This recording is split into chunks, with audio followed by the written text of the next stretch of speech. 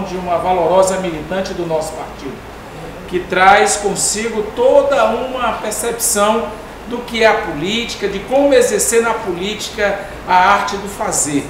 Nós podemos dizer e referendar esta deputada como uma das principais lideranças políticas, não só do PT, mas da política no estado do Ceará. A deputada Luiziane Lins, que tem o primeiro mandato de deputada federal, conseguiu o que poucos conseguem no exercício do mandato, que é aprovar projeto de lei e exercer na ação parlamentar o processo legiferante. E hoje, na nossa conversa, nós queremos abrir o franco e dizer a percepção, o diálogo e a vontade do que os nossos internautas, você que está nos acompanhando, primeiro dizer muito obrigado, porque nós temos tido um nível de compartilhamento, de diálogo, e este é o propósito nosso. Nas últimas lives do PT nós temos tido um alcance de visualização, de curtida, de comentário, que é o propósito de fazermos esse diálogo e estabelecermos nessa dialética. E mais do que nunca, ontem, quando nós lançamos o card de que teríamos na tarde de hoje a nossa querida deputada federal Luiziane Lins, eu recebi várias ligações, várias mensagens de zap sugerindo pauta. Mas não é estabelecer uma pauta, a pauta vai ser a da política, da sua ação parlamentar, da sua ação no mundo do cotidiano cultural, da efervescência do que é a presença da Luiziane Lins na vida da nossa cidade. E com a nossa companheira Poliana nós vamos ter uma tarde de alegria. Então, deputada, começo fazendo uma referência muito positiva. A cidade de Fortaleza conhece e sabe da sua trajetória. E a primeira inquietação do eleitorado é o que pensa a deputada Luiziane Lins e o que pretende a deputada neste ano de 2018 para o seu eleitorado. Então vamos abrir não só a lente para você internauta, simpatizante, militante. Vamos curtir, compartilhar e comentar. E a partir de agora, com esta dinâmica valorosa e extraordinária deputada federal Luiziane Lins. Olha, é um prazer estar aqui. Esse camarada aqui é um grande companheiro de muitas longas datas, né, de luta e de toda uma trajetória também de esquerda. E é bom estar aqui nesse momento podendo dialogar. Estamos aqui com a Poliana, que é a nossa assessora de imprensa do Partido dos Trabalhadores Estadual, então também vai ser uma boa conversa. Eu vou começar, de Assis, respondendo aí ao seu questionamento, mas eu vou começar falando, porque você perguntou qual poderia ser a expectativa do eleitorado no ano de 2016, o eleitorado que, na verdade, que votou, né, no nosso projeto político, na nossa candidatura. Primeiro, eu acho importante, como é minha primeira, e eu acho que é nossa tarefa também aqui, o nosso bate-papo ser também uma coisa que seja muito esclarecedora do que representa esse tipo de mandato, o poder desse tipo de mandato, as limitações desse tipo de mandato, ou seja, como é que a gente pode, o que significa que representa o deputado federal do ponto de vista da República Brasileira. Acho que isso é importante porque, assim, por mais que as pessoas discutam política, saibam da política, às vezes esses chamados cargos, chamados parlamentares, às vezes eles são confundidos com algumas atribuições do executivo. Então, assim, a primeira coisa é o que seria isso. Você sabe que eu fui vereadora, com 2 mandatos, deputada estadual, aí fui prefeito 8 anos e volto para o parlamento, numa esfera que eu nunca tinha tido mandato, que é como deputada federal. E no momento onde eu chego achando que você, porque é o seguinte, eu digo muito isso, eu brinco muito com isso, eu digo assim, fui vereadora de oposição, eu fui deputada estadual de oposição, fui prefeita, tudo bem, exerci o governo municipal, mas aí vou ser deputada federal numa situação onde o PT era governo, com a presidente Dilma. Então eu digo assim, oba, pela primeira vez, situação e tentar ver como é que eu posso ajudar mais ainda, né, com a parceria com o executivo e tal. Aí quando eu chego lá, eu dou logo de cara com a eleição do Eduardo Cunha. São a presidência da Câmara. A presidência da Câmara. E o Eduardo Cunha, naquele momento, tinha inclusive já tinha uma liderança e derrotou um candidato do próprio PT. Aí, gente, onde é que eu tô? Eu pensei, né? Pelo amor de Deus, se isso aqui é a situação, eu digo, o negócio tá difícil. E foi então, isso já estava anunciando o que aconteceu posteriormente, que foi exatamente o impeachment, né? Da forma que foi, digamos assim, da truculência que foi, né, dos setores, esse golpe parlamentar que houve no Brasil. Então, por tudo isso, eu fiquei assustada. Então, eu acho importante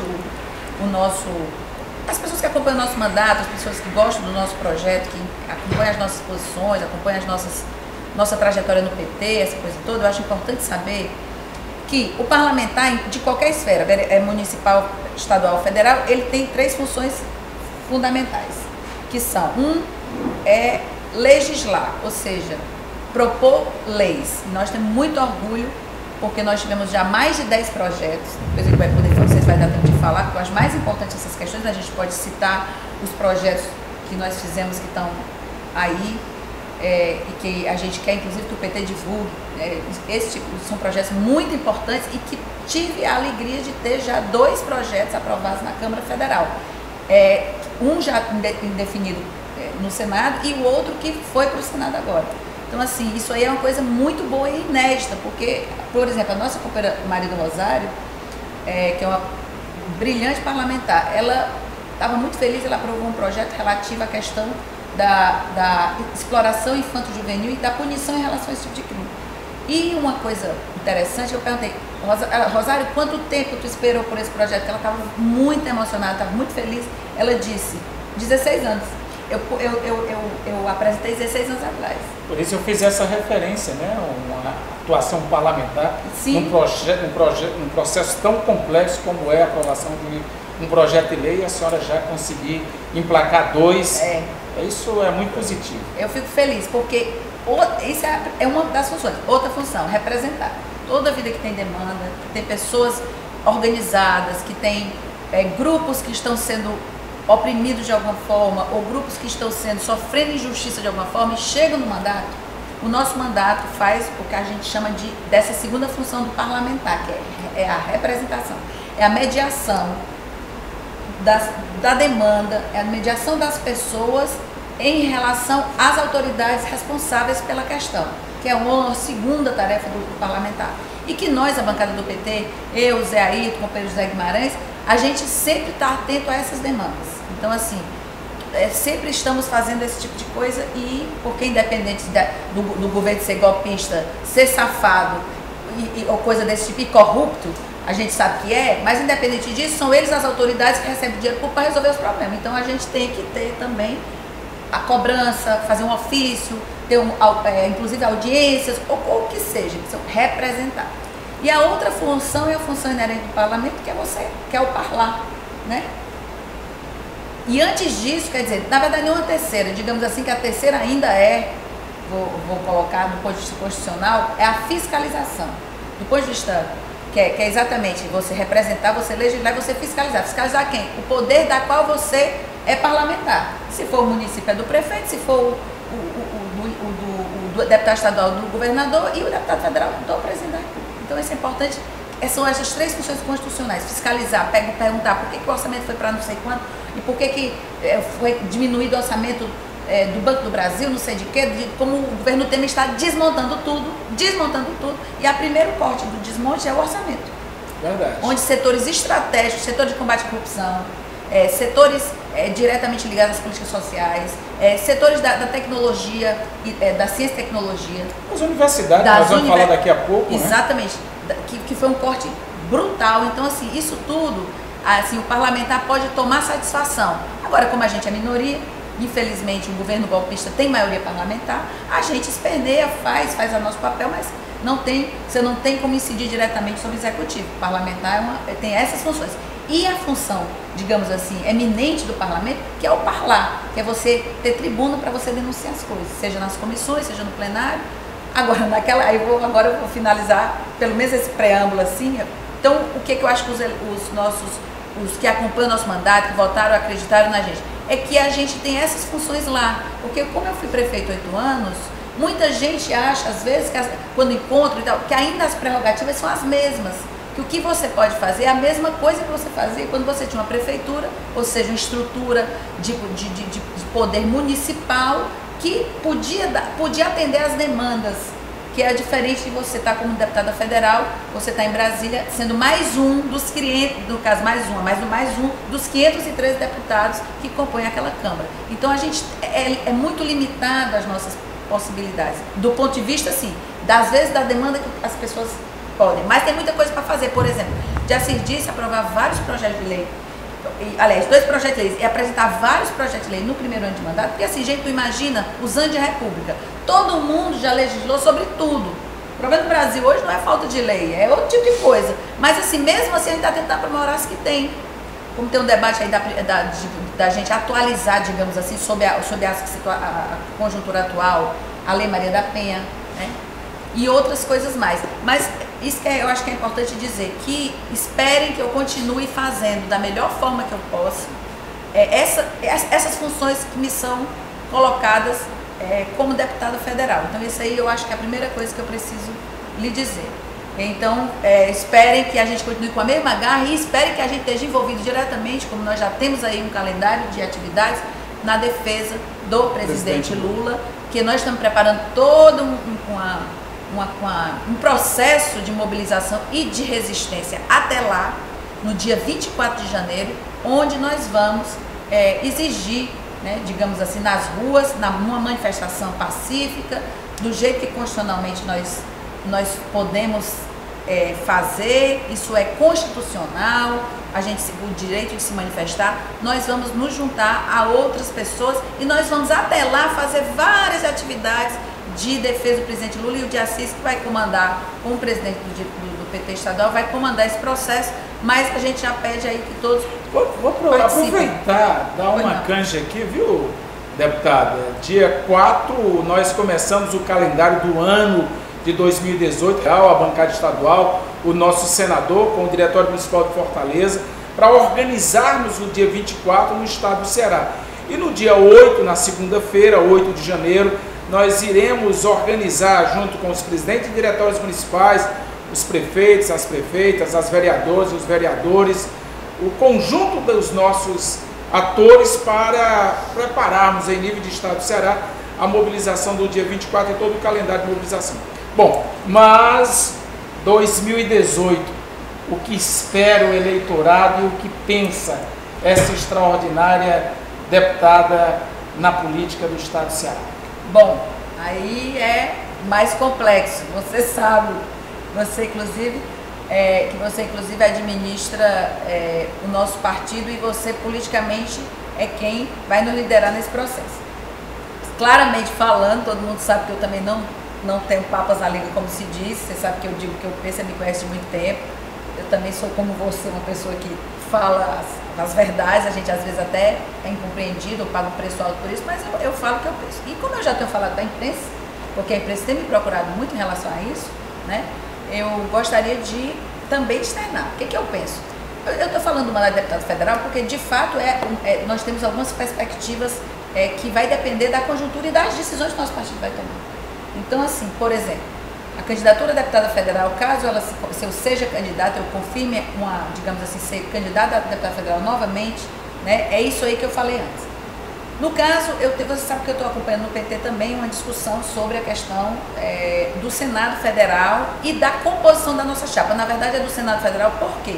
Porque nós temos uma vaga de senador, que é bom que se diga que a senhora compõe, em nível de Diretório Nacional, um grupo que ficou responsável para acompanhar pelo Diretório Nacional a composição da chapa majoritária no Ceará. Então, tem autoridade e legitimidade para fazer esta atuação política. Pois é, como inclusive membro da Executivo Nacional, como o Jacir colocou, existe também uma orientação que foi inclusive reforçada no último Diretório Nacional, de que o PT deve manter e ampliar os espaços parlamentares. Ou seja, a presidente citou um a um as situações dos estados no campo do Senado, citou um a um assim, ou seja, quem estava na disputa, digamos assim, ou pelo menos quem estava colocado quem estava na disputa quando já decidiram e quem estava colocado pela disputa em cada estado, né? No caso. Então, significa que o PT quer manter. Por quê? Porque eu tenho dito o seguinte, não adianta a gente eleger o nosso companheiro Lula, que eu acredito que o povo brasileiro vai eleger, e a gente não dar uma base de sustentação que não aconteceu com a Dilma, que possa honrar, digamos assim, a democracia e possa não dar um impeachment ao presidente Lula. Porque, veja bem, vai ser um governo que vai ter preferência, assim, vai ser um governo que tudo aponta que vai ser um governo de mais enfrentamento ainda. Porque alguns setores que não foram, como eu participei de uma reunião recentemente, o Pedro Genuíno fez 2 brilhantes intervenções, em 2 momentos diferenciados, mas assim, de uma lucidez impressionante. Uma coisa que ele disse foi o seguinte, ele disse que as instituições, ou algumas instituições, que nós não democratizamos, voltaram-se contra nós. Então, assim, significa que algumas coisas vão ter que realmente ser aprofundadas, eu acho, e aí que você vai precisar de, além do apoio popular, você vai precisar de uma base parlamentar que possa dar essa sustentação. Aí o povo me pergunta assim, mas a imprensa principalmente tem me perguntado assim, não, mas tudo bem, mas porque ele diz assim, você perdoaria, como o presidente Lula vem sinalizando e tudo, aí eu digo assim, não é uma questão de perdão, é uma questão de confiança. Confiança é uma coisa que a gente, que quando uma vez ela quebrada, a reconstituição dela, ela não é um sentimento mais, digamos assim, mais tolerante. A confiança é um sentimento mais seco mesmo, você confia ou não confia. E quando quebra, você não confia logo imediatamente, você vai precisar de um tempo para isso, né? Então, assim, eu acho que é questão de confiança, ou seja, como eu acho que os golpistas aprenderam bem direitinho o golpe, basta que os interesses sejam contrariados, para não, como vinha acontecendo, para novamente acontecer de novo. Portanto, eu acho que essa discussão que está posta, eu acho que essa discussão está posta, porque assim, tudo bem, vamos eleger o Lula, tá essa coisa, mas a gente ouviu perguntando, vamos eleger o Lula para quê? Entendeu? Vamos eleger o Lula em que circunstâncias, que condições e a que preço? Então, assim, eu acho que tudo isso precisa ser devidamente ponderado. Eu tenho feito essas ponderações, porque eu acho que são discussões que eu acho que a gente precisa fazer. Porque, por exemplo, eu também sei das dificuldades que eu fui candidata a prefeita, mesmo sem apoio do Diretório Nacional à época, em 2004, eu tinha 5 minutos de televisão para conversar com o povo. Em 2008, eu tive 10 minutos de televisão no primeiro turno e ganhamos no primeiro turno, inclusive. A cidade maior do Brasil que ganhou no primeiro turno foi Fortaleza. E ano passado eu fui com um pouco mais de 1 minuto. Então eu também sei que a diferença é grande quando você consegue falar em mais tempo com mais gente. Então, assim, isso faz a diferença. Porém, vem a discussão. Vamos ganhar a qualquer preço de quê? A preço de quê? Exatamente. Vamos ganhar a preço de quê? Então, assim, é tudo isso. Eu acho que é mais profundo o debate, sabe? E eu estou disposta a fazer. Então, portanto, eu acho que nós temos que manter a vaga do Senado. Eu comecei a falar disso por isso. Manter a vaga do Senado para o PT. Eu acho que o fato do governador ter mais 2 vagas, não é uma eleição só de 3 vagas, tem mais 2 vagas, que é a outra vaga de senador, e temos a outra vaga, que é o vice-governador, que podem ser. Então, eu acho que o PT tem toda a legitimidade, como o maior partido aqui do estado do Ceará, de poder querer manter a vaga do Senado, entendeu? Inclusive por orientação nacional. E aí eu tenho dito, no caso de Assis, quando eu digo eu acho que a prioridade deve ser Pimentel, porque eu acho que a vaga, prioritariamente, por uma questão até da gente considerar o que é que ele está pensando, tudo, eu acho que deve ser do Pimentel. E tenho me colocado e tenho dito o seguinte, caso não hajam candidatos, digamos, se o Pimentel não quiser ser candidato, se o Guimarães não quiser ser candidato, o Nelson já disse que não então não adianta mais botar o Nelson como candidato, inclusive porque a gente levou um desaforo, uma grosseria por parte de um dos irmãos Ferreira Gomes, que foi postar uma coisa boba. Gente, é muita futrica, sinceramente. Eu nunca entrei, né? Eu quero dizer isso. Às vezes eu recebo porque o povo me manda. Mas eu nunca entrei, eu não tenho tempo para ficar entrando em Facebook de gente que fica fazendo futrica pro Facebook, entendeu? Aí foi de uma indelicadeza, de uma grosseria e um desrespeito com aliados históricos que teve sempre uma relação, é verdade que mantendo distância, mas uma relação onde o governo Lula, a parceria que se teve, não se permitia tal grosseria. E mais, assim, além da grosseria, porque o que é o mais grave é que a grosseria ela é recorrente. Outro dia estava lá o comentário assim, quando me tiraram da TV, e eu tenho dito também outro presidente, isso é uma coisa que nós vamos discutir, eu sei da sua posição que já foi firme em relação a isso. O PT, eu tinha sido prefeito 8 anos, vou para a eleição de 2014 para o mandato de deputado federal, e simplesmente a coordenação da campanha, infelizmente, do nosso companheiro Camilo, não sei que ele não tem nada a ver com isso, entendeu? Mas a coordenação da campanha, que era diretamente ligada aos Ferreira Gomes, eles me tiraram da TV. E eu sei do seu esforço, porque eu precisei inclusive falar até com o presidente Lula, porque eu achava um absurdo o tempo do PT, que era um tempo generoso para aquela coligação, a gente ter que passar aquele vexame, que é simplesmente eu fui vetada da televisão pelos irmãos Ferreira Gomes. Ou seja, o direito, a gente tinha que na executiva decidido que, como o tempo, nós tínhamos 20 candidatos, então era um número, dava para praticamente todo mundo ir todo dia para a TV. Todo dia do tempo que o PT tinha. Entendeu? A gente fez a divisão, dava para todo mundo aparecer todo dia. Quando começou o programa eleitoral e eu não fui, e não saiu, aí eu comecei, bom, era para ter saído. Aí no outro dia me printam lá, todo mundo que nós estamos aqui na sede, todo mundo tem tudo, vão lá e printam o Facebook de um dos irmãos Ferreira Gomes, não vou falar o nome, não sabe, gente, para não encher a bola, sabe? E para também não precisar de direito de resposta. Estou dizendo assim, aí vai lá, printar a tela e mandar para mim. Aí a outra grosseria da vez.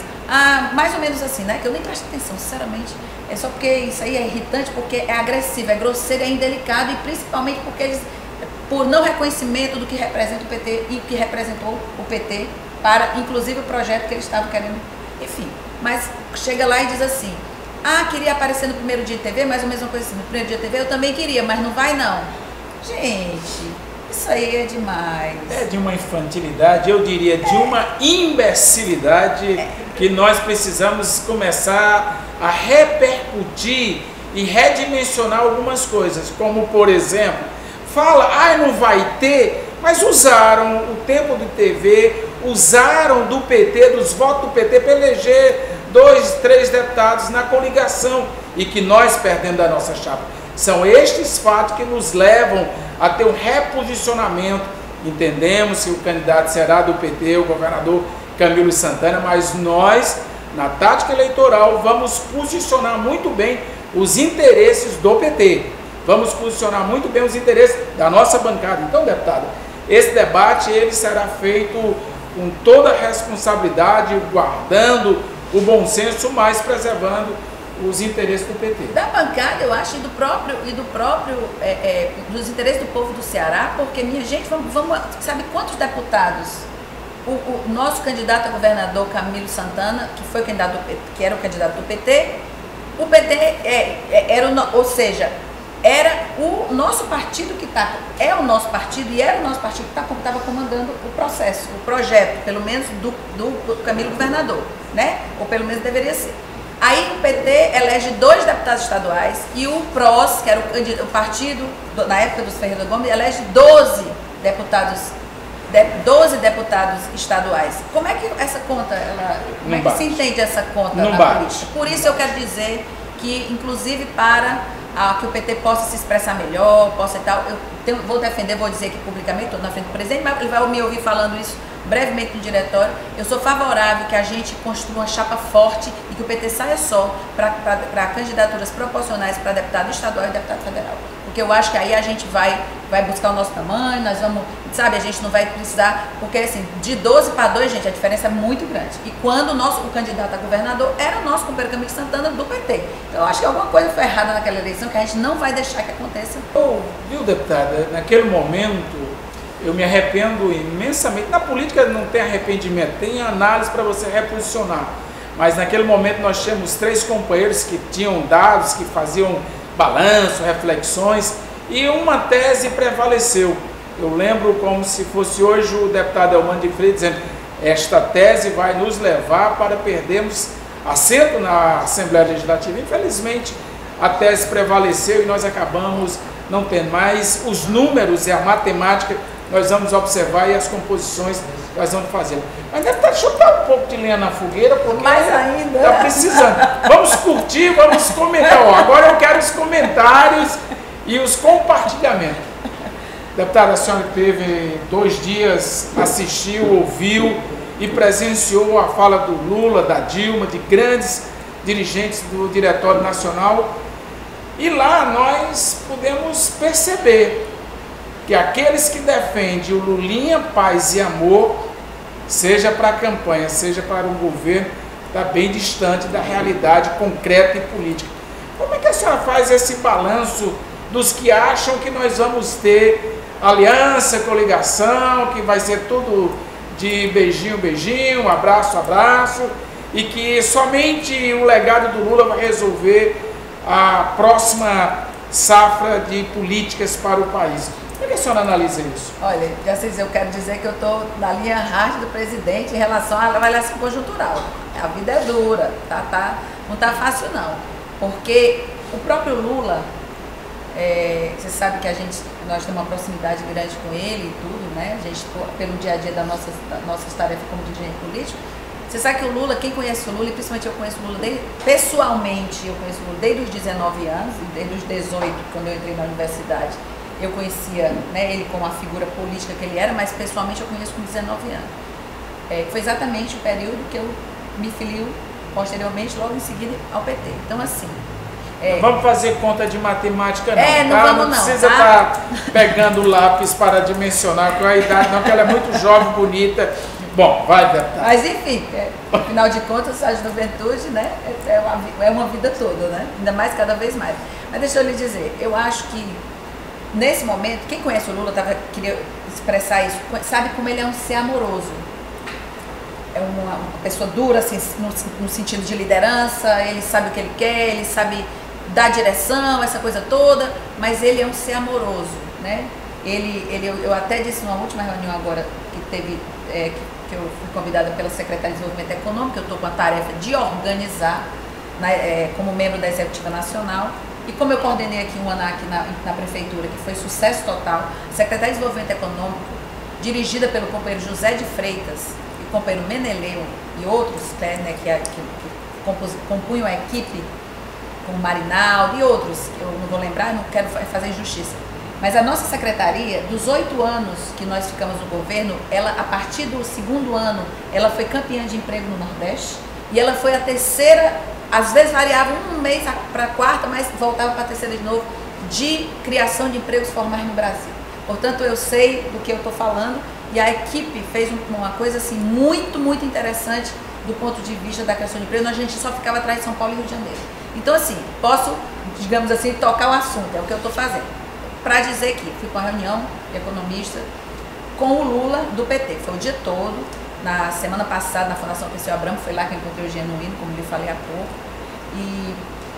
e aí a gente teve a oportunidade de conversar e de ouvir, né, as perspectivas do Lula. E nessa reunião eu disse assim, nós tínhamos de uma certa forma um presidente, né, com várias características do gênero feminino, que o Lula tem, a forma dele lidar com as coisas, do gênero feminino, que é o quê? De gênero, que é uma construção social. O gênero é uma construção social. Então, assim, Lula é muito amoroso, né, que é uma coisa muito atribuída mais às mulheres. Lula é uma pessoa muito sensível, que é outra característica muito atribuída ao gênero feminino, não, as mulheres, na verdade as mulheres, mas do gênero feminino. Por exemplo, eu tenho várias características, né, que poderia dizer do gênero masculino. Valente. Coisas que atribuem aos homens, que na verdade não é dos homens, entendeu? É da construção social que está posta, que é a questão de gênero. Enfim, aí eu comentei isso para dizer o seguinte, então quem conhece o Lula, né, a generosidade dele, sabe, né, que o que estão fazendo com ele, assim, é uma coisa que talvez pouquíssimos seres humanos, de nós seres humanos, em qualquer lugar do planeta Terra, poderia suportar. É verdade. Porque assim, até enviuvado o Lula tá. E aí questões muito objetivas, uma pressão louca. É que nem o reitor que recentemente se suicidou, e eu vi um vídeo que a universidade fez, né, que os estudantes, que a universidade fez, que diz assim, que ele, da vergonha com que ele passou, ele que era aí, a gente conhece a história dele pelo vídeo, os alunos, os professores falando, aí o vídeo diz assim, quantas mãos não empurraram o chancelier? Ele se jogou, mas quantas mãos não empurraram ele? Então assim, e ele e termina o vídeo dizendo o seguinte, que até, porque ele era considerado uma pessoa muito sábia, assim, muito carinhosa também, bem, assim, como o nosso Lula. E disse que as pessoas diziam assim, que na verdade ele, até o último momento da vida dele, e até, inclusive na morte dele, ele tinha dado algumas lições. Que nessa lama, nesse caos que está posto no nosso país, que a gente está voltando a retrocessos, que faz a gente sofrer muito por anos e quantas décadas que pessoas dedicaram à luta. Uns morreram nessa... E nós estamos perdendo. Então, isso é muito doído. Então, ele disse que mesmo nesse momento, dessa lama, ele nos ensinou, ele deu uma lição, digamos assim, que foi o seguinte, que para um momento desse, só uma tragédia para fazer com que as coisas possam ser, pelo menos, pensadas, né? Então, isso. Então, voltando aqui para a nossa conversa, eu considero muito assim, o que você está colocando aí, que eu acredito que você vai fazer a melhor forma possível para o PT, porque eu acho que assim, a gente não pode, é um momento muito duro e difícil para a nossa vida, porque talvez das nossas gerações, a gente estava assim, numa sala, tinha umas 4 gerações, como esses dias, umas 4 gerações diferentes, aí a gente comentou isso, talvez, mas ninguém tinha vivido a ditadura, certo? Ainda, pelo menos eu não vivi a ditadura, então assim, e aí eu dizia assim, depois da ditadura, que eu também não, como eu não vivi, mas assim, a gente sabe que tem coisa pior acontecendo hoje, né? E a ditadura teve coisas terríveis que ainda não estão acontecendo hoje, mas do jeito que as coisas estão, a gente precisa estar de olho, né? Então assim, o que não viveu uma ditadura, as 4 gerações, talvez seja o desafio dessas 4 gerações que aqui estão, mais importante de nossas vidas, seja o Brasil de hoje, o que está acontecendo hoje. Eu não me lembro de uma situação dessa, porque mesmo quando o governo era da direita, mesmo quando era o Fernando Henrique Cardoso, que foi retrocesso, que foi neoliberalismo, que foi desemprego, que foi uma série de privatizações, foi uma série de coisas, mesmo naquele contexto, você não tinha determinadas coisas, agruras, processos, fatos que estão ocorrendo hoje. Porque nem a ditadura, por exemplo, teve coragem de prender um reitor. Nem a ditadura teve coragem de prender o reitor.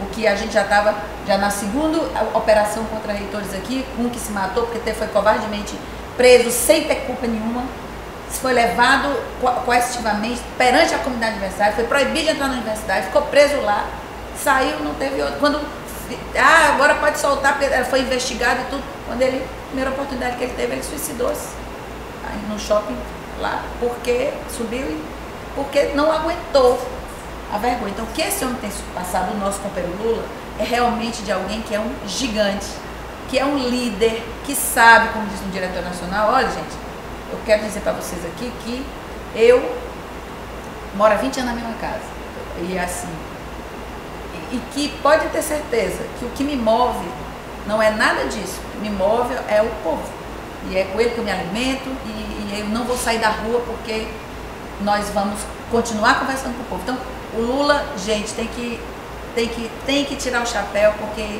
a gente que conhece de perto sabe da força daquele homem nordestino, desde o primeiro momento. Foi um sobrevivente e continua sendo. É um ser humano extraordinário. Você falava das 4 gerações que estavam no debate que a presidenta Dilma esteve conosco. Ela fez uma referência muito do nosso Nordeste e em particular do Ceará, que eu queria que vocês pudessem ouvir, saber e dimensionar a força que tem essas gerações e as nossas militantes de maneira geral. Teve um debate muito duro de como enfrentar esse momento. E como a Dilma, com a sua trajetória pessoal, é um exemplo para isso, ela dizia, quando terminou a reunião, ficou um grupo perto dela, ela olhou para a gente, não sei se identificando pela região do Nordeste, Ceará, ela olhou e disse, rapadura é doce, meu filho, mas é dura. Então, deputada, essa expressão da presidente dá a dimensão do que esse governo tem feito, de qual a política, de como nos organizar para fazer o enfrentamento. Bom, compartilhe, comente e traga sua opinião para que possamos construir, junto com a nossa deputada, esta live da melhor forma possível. Vamos voltar aqui para a ação parlamentar.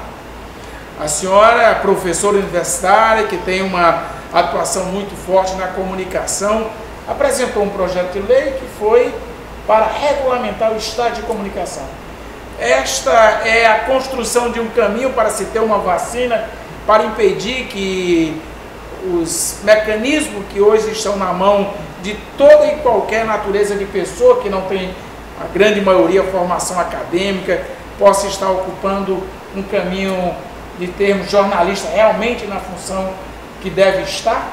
Exatamente. Nós, como professora da universidade, como jornalista, como professores de vários jornalistas que estão no mercado, queridos e competentes, diga-se de passagem, nós criamos um projeto de lei no sentido, né, de a gente acabar com a exploração da mão de obra de estagiários nas redações e, consequentemente, também isso ter a consequência de você rebaixar cada vez mais o salário dos profissionais. Então, isso daí estabelece, o estagiário, ele não pode muda a forma como o estágio ele pode ser feito. O estagiário tem limite de horas para ele estar no seu local de trabalho, isso não pode ultrapassar. Ele não substitui não pode substituir de forma alguma os profissionais, porque assim, está em jogo muita coisa, inclusive, que é a questão da nossa luta, que a gente luta pela regulamentação cada vez maior da profissão, não a desregulamentação como não querem fazer. Então assim, porque é uma responsabilidade muito grande ser jornalista, e aí entra também a Luiziane nessa vivência do que meus companheiros vivenciam, né? De uma forma geral, porque assim, é muito nobre você, principalmente quem ama a profissão de jornalista, é muito nobre você dar comunicação social para o povo. Daí porque o curso é de comunicação social. E com algumas vertentes, para publicidade, para relações públicas, mas é de comunicação. O jornalismo vem da comunicação social. Portanto, é uma responsabilidade do PT de São Paulo. Ele vai ser o relator e a gente já conversou e tal. Então, assim, ele já me disse que tem tudo, já está terminando o parecer, vai ser parecer favorável, porque tem que passar por 3 comissões. A primeira, nós já tivemos isso. E vamos lutar e chamar todo mundo, o movimento, a população LGBT, para a gente lutar contra esse crime bárbaro, porque eu acho que a Dandara pode ser um símbolo internacional da luta contra a LGBTfobia, porque não dá para a gente ter tantas e tantas pessoas que só por ter uma opção sexual diferenciada da maioria, as pessoas não poderem exercitar e exercer o seu amor, a sua vida, a sua sexualidade. Quando a gente sabe que tem muita gente que já foi capaz de entender, a gente vê ainda que tem uma imensa maioria e que ainda por cima cogita apoiar Bolsonaro absurdo para presidente da República, que a primeira coisa que vai fazer, Deus o livre e guarde, pelo que ele já disse, pelo que ele já fez, a monstruosidade que ele será capaz de fazer contra esse setor. Como diria um amigo meu, Ave Maria, mas, deputada, parabéns, não só pela capacidade de ser solidária, mas de ter atuação nesta área. A tipificação e a inclusão no Código Penal vai possibilitar que na abertura das instruções penais seja tipificado o dolo, que é a intenção de fazer, a intenção de produzir e gerar o resultado que está conscientemente gerando. Mas para além dessa iniciativa tem uma outra muito bacana da deputada que eu gostaria que ela pudesse falar sobre o projeto que vai dialogar com os crimes da internet, que é a Lei Lola, ou Lola, né? Como será esse processo? Eu já vi o Daniel apontando que nós temos 4 minutos para acabar. Tem tempo. Eu pensei que fez 40 então, né? Então, assim, eu sei que se a gente for falar de cada projeto, sobre quantos projetos são, nós temos aqui, são 7 projetos, 7 projetos que estão tramitando, né? Dentre eles, pelo menos dos mais importantes, né? Outros, nós chegamos a 11 projetos esse ano, né? Outros que estão em processo ainda de chegar nas comissões, eu vou falar dos que já têm algum grau de tramitação, porque eu acho que é importante, mas eu vou falar rapidamente, vou falar do Lula, que eu acho que é importante, porque esse foi aprovado, entendeu? Foi aprovado. O que é esse projeto de lei? Ele, quando foi aprovado, agora em primeiro, já passou totalmente pela Câmara, já tramitou nas 3 comissões, já foi para o plenário, já está tudo ok, que é a chamada Lei Lola, que é o quê? Contra a perseguição das mulheres nas redes sociais, ou seja, os grupos misóginos e machistas que atuam em função de ficar ofendendo, de ficar com crimes de misoginia contra as mulheres, a gente chamou de Lei Lola, que é exatamente uma referência, uma homenagem à professora da Universidade Federal do Ceará, Lola, que foi inclusive vítima disso em seu blog. Então, quando foi aprovado na Câmara, teve amplíssima repercussão nacional, principalmente entre a mídia e principalmente entre a mídia feminista, que foi exatamente aquelas mulheres que querem ter o direito, Poliana, como nós, como jornalistas, mulheres, de se posicionar, e elas tiveram que enfrentar, muitas vezes, ter que ficar batendo boca, ou ter que ser oprimidas, ou ter que bloquear a gente, ou ter que banir pessoas, porque as pessoas estavam ofendendo, não é divergir da posição.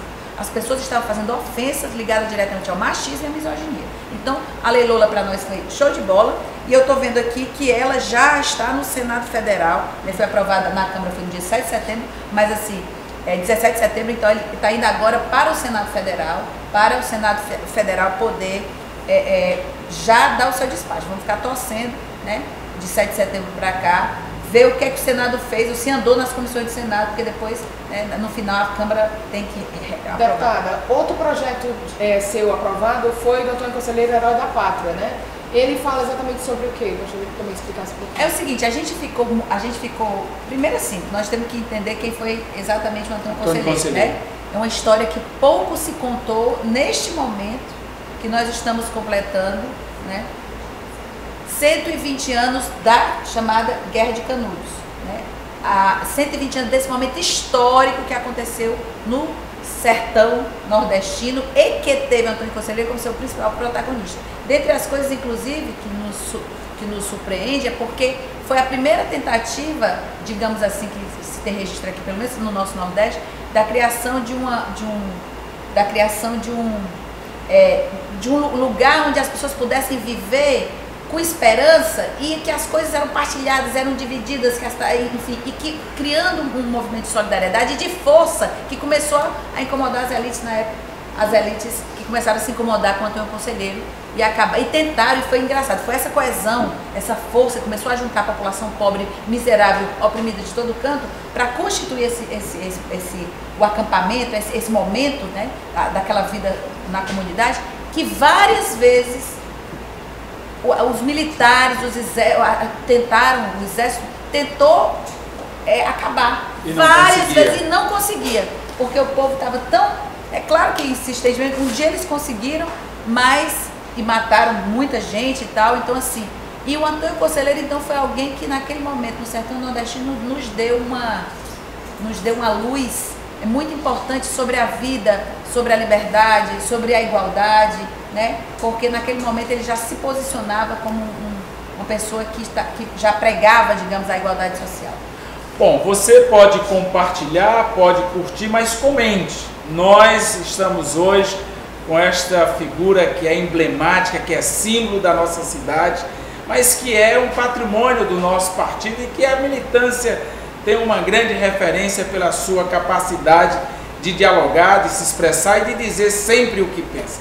E por falar em dizer o que pensa, voltemos à política, reforma da Previdência.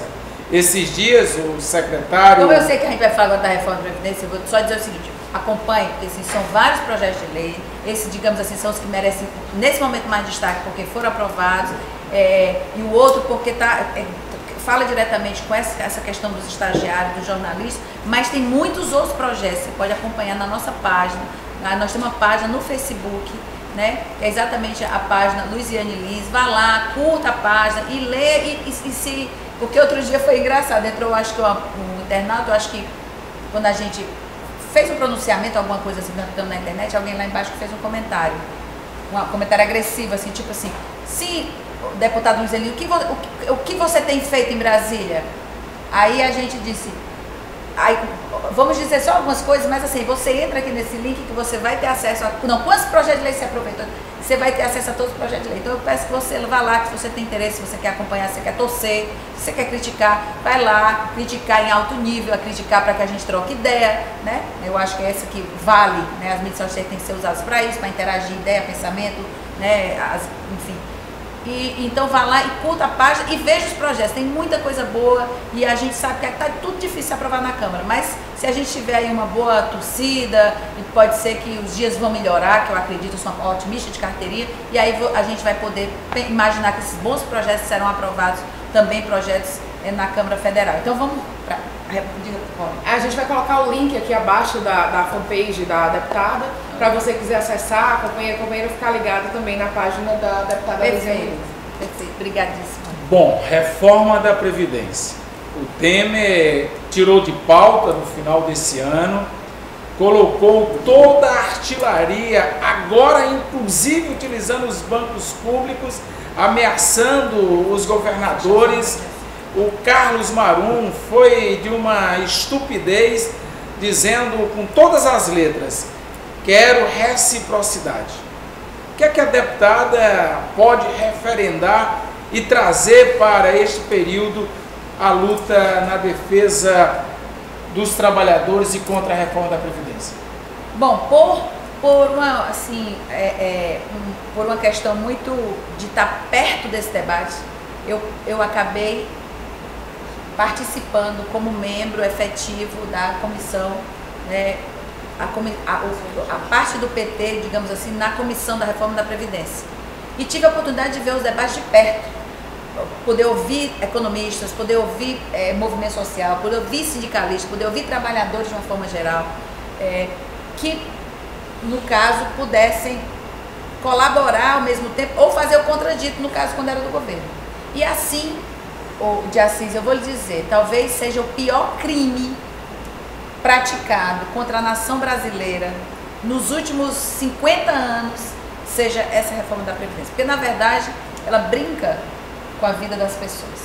E aí você sabe, como sindicalista, como você foi, quanto a gente sabe que o futuro das pessoas, a questão da qualidade de vida passa pelo chamado sistema de seguridade social, de proteção social das pessoas, né? Ou seja, a esperança de como é que vai ser meu futuro, né? Quando eu não tiver mais força para trabalhar, ou quando eu já tenha dado minha cota de trabalho, de responsabilidade que eu já dei durante a minha vida e que agora eu possa usufruir de uma vida minimamente tranquila. Vou lhe dar um dado para vocês entenderem a gravidade disso, que foi talvez uma coisa que gravou e que eu não tirei mais da minha cabeça, que eu ouvi de um professor economista da Unicamp, não estou lembrando, recordando o nome dele agora, mas é fácil de saber, porque ele fez vários artigos, que eu li foi no Le Monde Diplomatique, que é exatamente calculando, ele calculou, não é conversa fiada, nada, ele calculou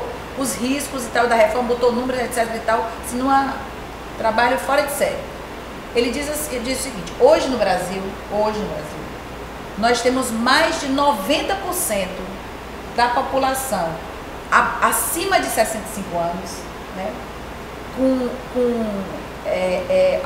Aliás, esse povo está todo protegido socialmente. Uma rede social. Chega a quase 98%. Uma rede social que abarca. Ele diz que só tem 1%, estatisticamente só é 1%. Da população que é acima de 65 anos, hoje no Brasil, que está abaixo da linha da pobreza. Então, até recentemente, não era mais tão comum você ver pessoas de idade pedindo no Sinai. Está voltando agora, infelizmente. Mas por causa da crise, ainda nem chegou a reforma.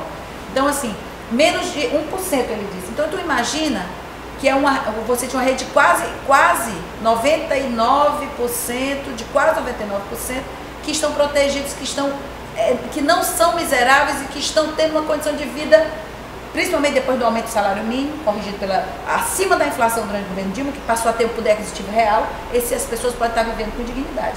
Inclusive a chamada aposentadoria rural no interior do estado, que também sustenta com dignidade muitos trabalhadores rurais que não tinham como pagar a previdência nos moldes tradicionais, que eles estão inventando uma gambiarra, que estão dizendo agora que vão tirar. Quer dizer, toda hora eles inventam uma coisa porque estão vendo que o povo não vai aceitar passivamente, que o povo não vai aceitar de forma tranquila o restinho de esperança que se tem, que é poder o que é o futuro. E além do que, então assim, quando ele diz isso, ele diz, com a aprovação dessa reforma, em apenas, o dado mais grave é esse, que é esse aqui que eu vou dizer, ele diz, com a aprovação da reforma, em 10 anos, das leis aplicadas pela reforma, nós vamos ter mais de 80% da população acima de 65 anos de indigente. Meu Deus. É grave, porque você vai ter que precisar, e se você comprovar que algum parente seu ainda tem isso, não pode lhe sustentar. Se eu descobrir na aprovação do relatório, quando o relatório veio tentando dar algumas de mulher abaixo de 65, baixar para 62, que era igual, quando vem com aquelas besteiras para tentar enganar o povo que ficou melhor, aí se coloca isso. Quando eu vi lá um artigo que remetia a um outro artigo da Constituição que dizia o seguinte: desde que a pessoa responsável, quando alguém fica acima de 65 anos, alguém pode ser responsável por ele. Aí remete àquele que diz assim, se você tiver alguém da sua família com renda, você também não vai ter acesso ao direito. Gente, é o fim da aposentadoria pública no Brasil, é o fim. Por quê? Porque os barões aí, que estão querendo mais e mais e mais, que foi o pré-sal, que foi a reforma trabalhista, etc. Eles estão de olho em um filão chamado Previdência Privada, que é exatamente todo mundo, sabendo que não vai conseguir alcançar a aposentadoria, e correr para dentro de uma vai correr para dentro de uma previdência privada, com pouquíssimo recurso que tem, vai pagar, enfim, e muitas outras coisas. Por exemplo, ela quebra o que a gente tem dito, do chamado pacto de gerações, que é assim, eu estou contribuindo com a geração que vem, com uma outra que foi para trás, contribuiu com a minha. Porque os jovens vão dizer, para que eu vou pagar isso se eu não vou usufruir? Se vai estar provado que ninguém vai usufruir, ninguém vai conseguir chegar ao que eles estão propondo em termos tanto de contribuição quanto de idade para isso. Então, assim, gente, é muito grave, talvez seja assim, a coisa que mais devia, de fato, nos indignar. Agora, eu tenho dito assim, duas coisas. Primeiro, quando eu faço debate, vamos fortalecer uma hashtag, um dizer do movimento social que hoje em dia, tanto na rua quanto nas redes sociais, diz, se votar não volta. Essa campanha é fundamental, porque o povo não pode votar em quem se volta contra ele na primeira oportunidade que tem, seja porque o Temer está comprando todo mundo, o presidente golpista, seja porque o mercado quer. Então, se voltar não volta. E a segunda coisa que eu acho que é importante... Deixa eu só reforçar isso, ó. Vamos lá, vamos compartilhar, vamos lá. Hashtag se votar não volta. Vamos compartilhar, vamos trazer esse processo de mobilização nas ruas, mas também nas mídias sociais. Ou seja, se votar na Previdência, não volta a ser deputado, né? Se votar na Presidência, não volta a ser senador. Então, é esse o sentido do se voltar, não volta. E a segunda coisa que eu acho que a gente precisa cada vez mais também a gente está divulgando, que eu tenho brincado de assistir para conversar com as pessoas, diz assim, praga de aposentado pega, é bom que todo mundo saiba disso. Praga de aposentado pega, mas pega mesmo, porque as pessoas ali, são pessoas experientes, que sabem o que é ter uma aposentadoria XYZ, sabem o que é as pessoas já terem idade ou terem contribuído nas regras de hoje para se aposentar. Então, eu acho que isso daí é uma coisa que deveria inclusive ser um marco divisor no Brasil em relação à representação política, parlamentar de Senado e deputado federal. Bom, nós estamos chegando na nossa conclusão e quero dizer que 2018 não basta só ficar militando em mídias sociais, é importante a militância, mas é fundamental estabelecermos nas ruas um compromisso de defesa, de proteção e de luta contra todos aqueles que querem impor uma pauta de retirada e eliminação de direitos. E eu sei que nós podemos construir a unidade política para mobilizarmos a nossa sociedade. Quero trazer, ao passar a conclusão e as considerações finais da deputada, um sentimento de 2018, de paz, de solidariedade e de muitas conquistas, principalmente a de mobilizarmos e construir unidade na ação política. E desejar, deputada, que 2018 o caçoar de voto da deputada ajude o PT a eleger uma bancada forte de deputada federal, para nós termos cada vez mais expressão e força na ação parlamentar e nas ruas de Fortaleza e do Estado de Ceará. Sem dúvida, meu presidente. Vamos então agora despedir de todos vocês, agradecer aqui a toda a equipe do PT, ao convite do presidente de Assis, a nossa assessora de imprensa, a companheira Poliana, o Daniel que está aqui, o Maxwell aí da Mídia Livre, que estão aqui fazendo parte aqui desse momento de gravação, e dizer o seguinte: nós temos uma tarefa muito grandiosa pela frente agora, que é o dia 24 do julgamento em segunda instância do ex-presidente Lula. E acho que isso aí é uma coisa que nós devemos nos concentrar, porque isso aí vai ser um divisor de águas, porque a gente está vendo quanto a imprensa e o judiciário tem dado já um tom de comprometimento até agora do companheiro Lula com várias e várias questões que até agora não foram capazes de ter uma única prova sequer. Provas materiais, provas concretas. Então, eu penso que isso é um julgamento político. A imprensa tem, infelizmente a imprensa, digo mais até o judiciário nesse momento, tem sido extremamente parcial. Nós estamos vivendo uma justiça que tem se posicionado de forma parcial. Haja visto aí o Aécio Neves, que pede gravado 2 milhões, parece que está pedindo ali um troco, 2 milhões de reais ao empresário, e está aí, retoma o mandato de senador e está aí, enquanto a nossa presidente Dilma, que nada foi provado contra ela, ela foi de forma covarde, de forma truculenta, ela foi impeachmentada. Portanto, companheiros e companheiras que acompanham o PT Ceará, a luta vai ser grande, a luta vai ser difícil, mas a gente já sabe como é lutar e sabe como é que a gente pode resistir, mesmo nesses tempos sombrios de governo golpista Michel Temer. Então eu agradeço a todos vocês aí e digo que fiquem com a gente, um feliz 2018, 2018 venha com a força do povo e a gente possa eleger Lula presidente.